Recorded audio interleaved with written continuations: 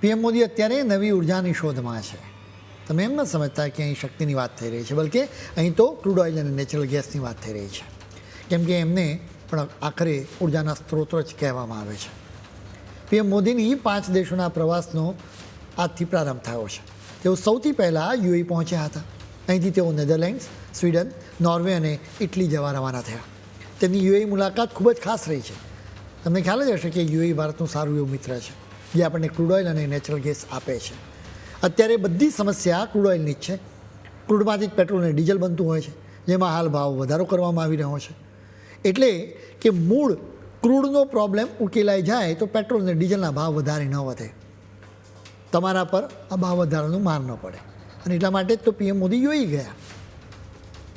અબુધાબીમાં PM મોદીએ યુએઈના રાષ્ટ્રપતિ મોહમ્મદ બિન ઝાયદ અલ નાહયાનની સાથે વાતચીત કરી.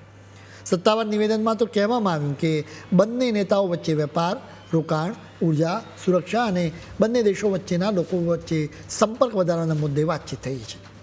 આ તો થઈ સરકારી ભાષા.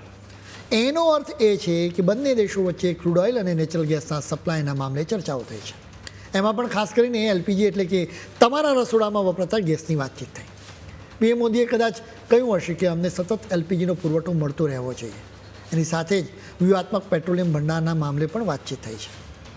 વ્યૂહાત્મક પેટ્રોલિયમ ભંડાર એટલે કે યુદ્ધ કે કુદરતી આફત કે બીજી કોઈ સમસ્યાના કારણે દેશને ક્રૂડ ઓઇલનો સપ્લાય ન મળે તો આ ભંડારમાંથી કામ ચલાવી લેવાનું. હવે યુએઈ આ ભંડાર ઊભો કરવામાં અહીં મદદ કરશે.